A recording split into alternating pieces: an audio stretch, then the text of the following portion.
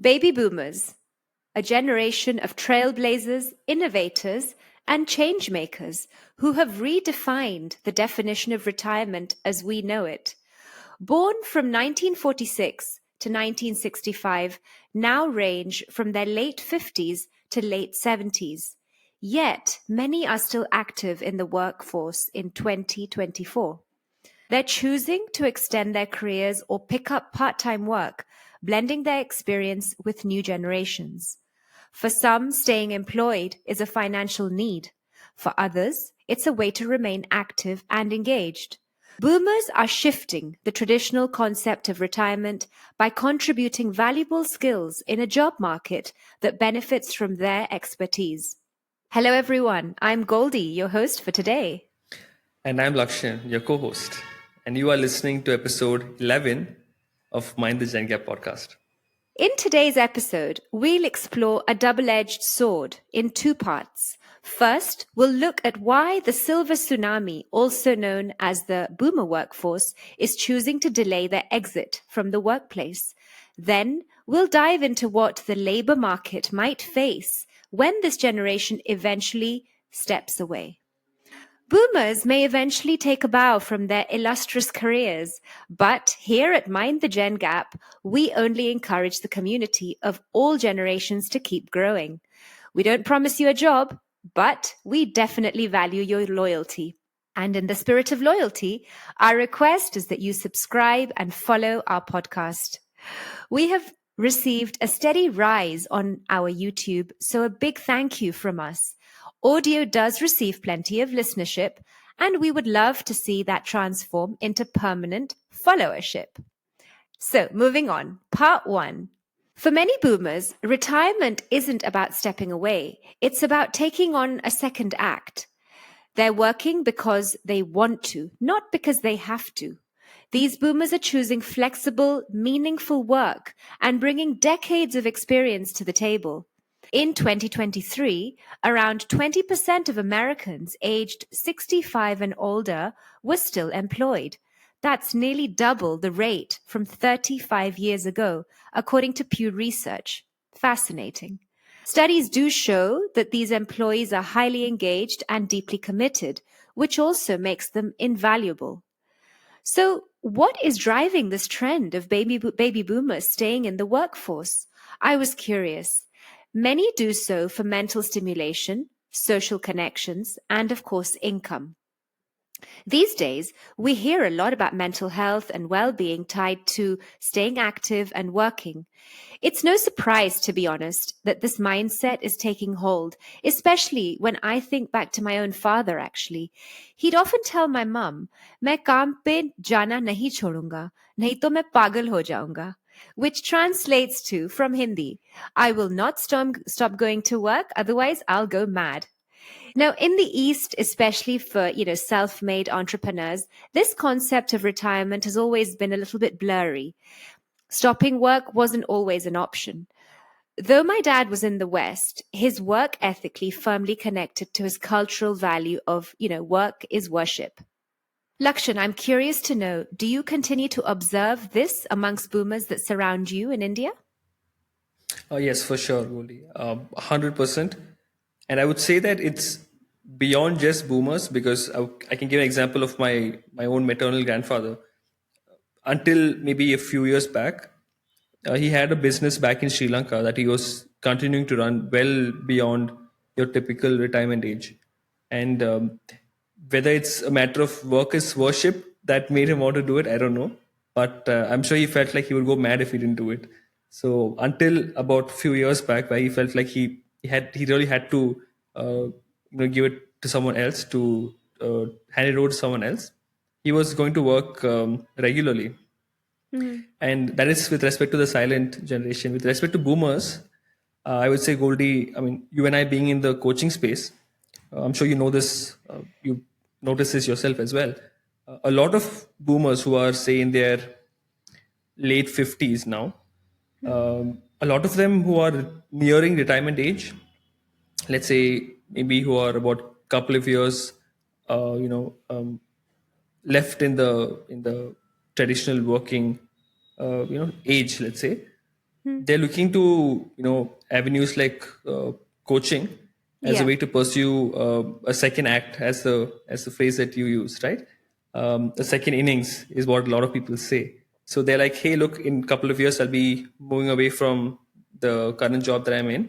I want to see if coaching can be an avenue I can pursue beyond that. So there are plenty of people who are very much interested in pursuing something beyond what they currently are. And while a good chunk of them are probably comfortable enough to retire without worrying about money, as you said, a lot of them are doing it because they want to, not because they have to. Yeah. I definitely second you on that, and I've noticed it both in the coaching space, and also I've hear of a lot of individuals who are taking up roles as part-time consultants for whether it's a startup in some cities of India, or even a lot of them are doing what they call more altruistic work, whether it's in the educational space.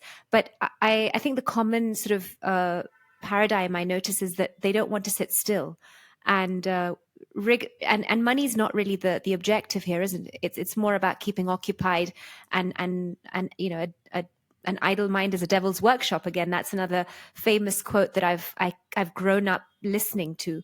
So yeah, we see this in the East. But what's interesting is now this is a deliberate delay in retirement, even showing up more and more in the West, especially in the US. So yes, staying active for mental and social stimulation is a valid piece of the puzzle, but there's more at play here. Income is actually a huge factor. Mark Walton, who's a journalist and author of the book Unretired, How Highly Effective People Live Happily Ever After, he calls America's retirement crisis sad and serious. A significant portion of Americans simply can't afford to retire, and poverty among older Americans has been steadily rising. So, when we talk about delaying retirement, it's a bit of a mix of choice and necessity. We are familiar with pension plans being notoriously poor in the US, and I think this plays a very big decision on their part to keep working. Now, in parallel, the younger cohorts that are working alongside these boomers might also be facing, their own fears, whether it's a delay in their own promotion or a fear that they too may face a late retirement. So an added challenge offset, by this piece of on late for everything is subtle ageism. And I personally want to give a little bit of spotlight on this piece. In the US, again, data is showing that it's actually illegal to discriminate against workers aged 40 or older under the Age Discrimination in Employment Act. However, proving age discrimination can often be very challenging, especially for older job seekers. And a recent survey found that about two-thirds of adults over 50 believe older workers do face discrimination, with nearly 90% feeling that ageism is widespread. CNN, as we know it, the news channel, actually interviewed a gentleman called Bob Vaughan. He's a 64-year-old IT consultant, and he shares his experience of being overlooked despite his extensive qualifications, highlighting, the pervasive issue of ageism. While some employers may be hesitant due to higher costs, obviously this is a case if you're older, there's a higher health cost. Studies are also showing that older workers aren't necessarily less productive. Lakshan, I'm deeply inspired by these boomers, but at the same time, I also observe how a very large number of organizations probably actually didn't mark this in their vision of employee longevity and are facing an important challenge they didn't prepare for which ageism is seen as direct damage on this cohort. What are your observations? When I was listening to you speak about this part on how a lot of like boomers who are supposed to be retiring are not in a position to do so because of an income issue, and how it's costing younger people opportunities and promotions and the like. I was immediately reminded of how things are in football. I can see a very similar parallel over there as well. As time has gone on more recently, a lot of football players are playing well into their mid 30s to late 30s even. While once upon a time, maybe even say 10 years back, a footballer's career got over at the age of say 32 or 33, something like that. Now there are people playing 37, 38, 39, and they show no signs of stopping whatsoever. And because of that, it's definitely affecting opportunities for youngsters, and the ones who are young have to be exceptionally good compared to how things have had to be, like years prior, where people are willing to take what do you say sign someone based on potential and not like the end product immediately. But unless you have the end product now as a youngster, you're kind of overlooked. I see that parallel in football as well. And I also see how, again, in the case of football, how a lot of, say, clubs are reluctant to sign older footballers, even if they're performing exceptionally well, because in their mind they're like, I have to pay a lot of money to this person because superstar, right? Secondly, I don't know how long this person can keep sustaining this. If I give them a contract for 3, 4, 5 years, and say within year two they're done for, I have to continue to pay them the wages for the next 3 years. It's a hit for me, right? That's what came up for me as I was hearing you speak, because I could see an immediate parallel to football, and I know the two of us follow football, Yeah. quite a bit. So I'm sure you see what I'm talking about, right? Oh, yeah. I mean, it's so relevant, isn't it? Also, let's not forget the the cost of having an older player in terms of injuries that are potentially higher risk. So their policies, as we call it, their health policies, would automatically be more expensive for the clubs to have to incur within their budget of having to contract this player, and as you said, the uncertainty of knowing how long can we count with this player, irrespective of what how much stardom and superstar status they have endured over their trajectory. But I want to make one draw a silver lining here when it comes to football. Have you noticed how over the years, even though these older players are trying to, whether before go into segue into careers that involved becoming managers of other clubs or becoming consultant or second managers, they are now able to continue playing, but in emerging countries where football is becoming more and more popular.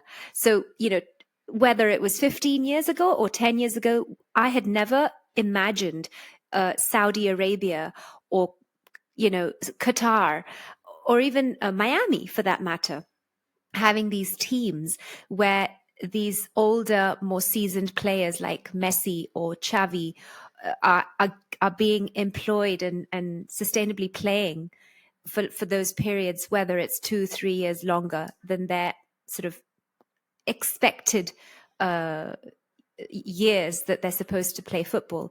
And I think one of the champions that has led this initiative is Beckham. He has his own team now, and he leads it, he manages it. I think that there's a lot of learning there for what can we do with the boomers in the workplace, and some food for thought, I think, which I know we're going to come back to a bit later because it kind of comes into part two. So we've covered one side of the coin. Now I want to address the scenario where, okay, ultimately baby boomers make their grand exit, which they will, and they are. What impact can this have on organizations? As the baby boomers retire, one of the biggest concerns in the workplace is the risk of labor shortages. Let's remember that they will exit at a given point when there's been no recruitment, so they suddenly leave. This creates like cracks that are visible. According to the US Chamber of Commerce, back in 2024 May, the US had 8.8 million job openings. However, only 6.4 million were able to fill them. That's a large number, yeah. There's another concern beyond this, which is the potential of a talent gap and what's sometimes popularly called as the brain drain. This basically means that, baby boomers have brought decades of expertise, and when they retire, companies with a high percentage of older leadership could essentially lose a lot of this valuable experience that all is left at once. It's just sort of, completely sucking out this experience because these people leave. And this can lead to uncertainty, shakeups in specific projects, operations.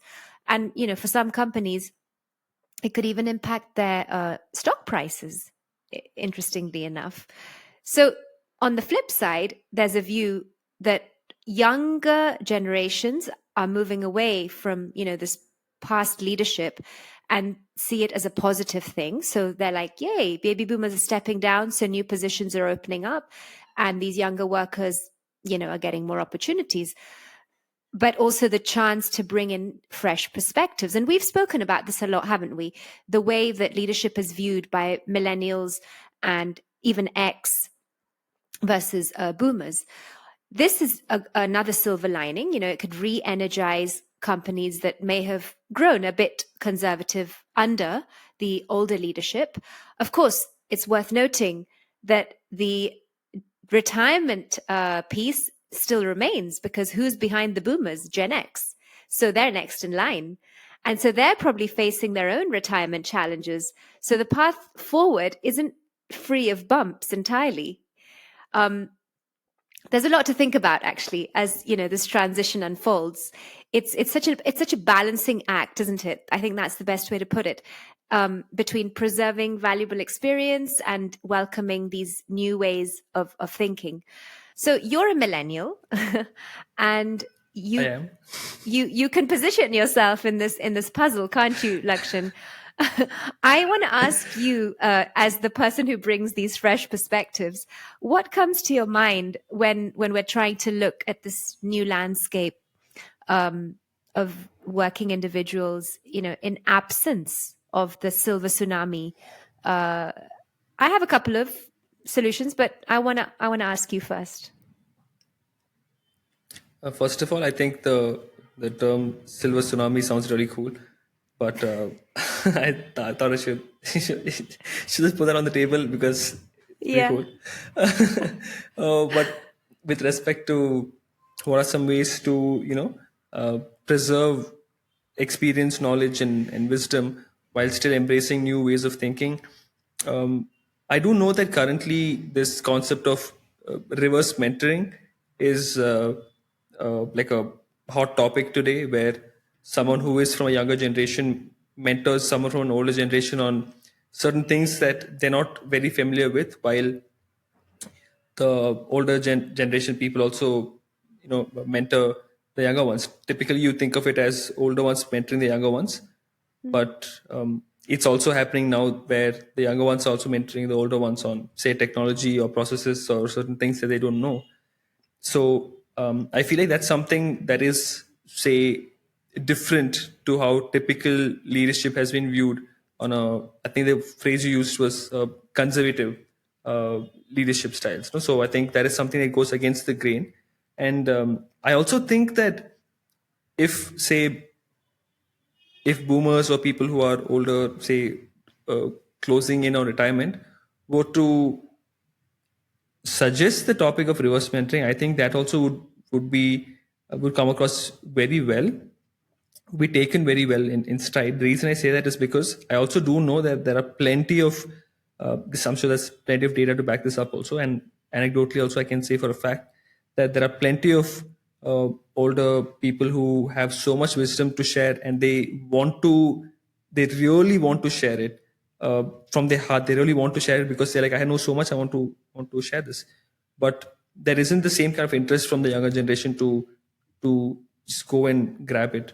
So if, say, someone from an older generation were to say, hey, you know what, you mentor me on A, B, and C, and and in return, because I want to give back somehow, I will mentor you in X, Y, and Z. So it's like a mutually beneficial approach.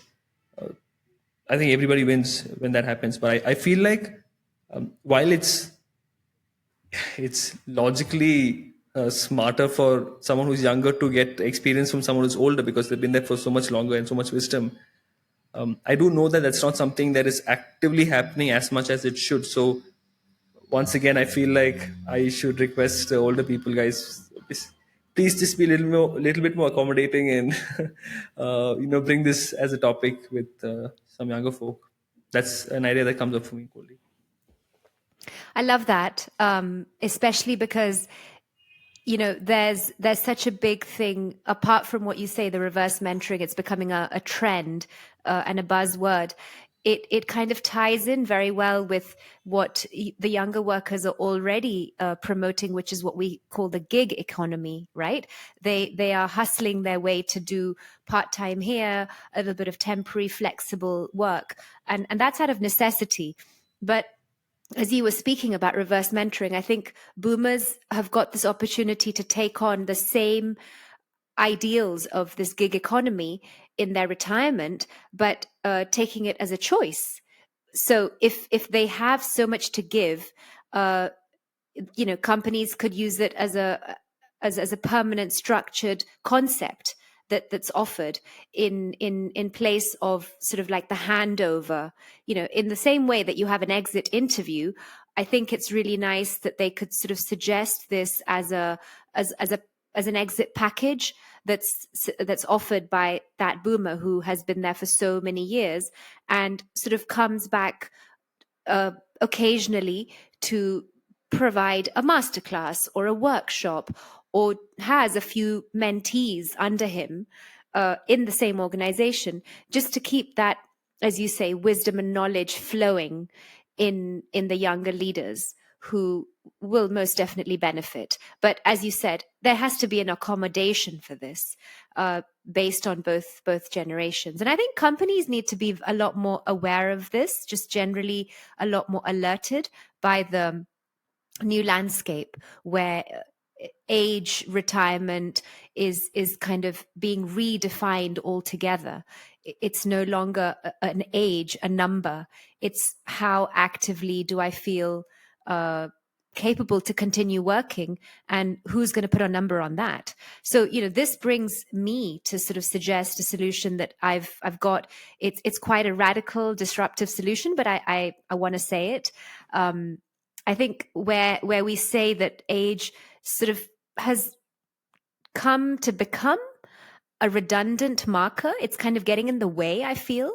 Perhaps the hiring process from the get-go should become more age inclusive. And if we could focus, instead of age, on top talent, irrespective of employee age, I think that would change the hiring process altogether.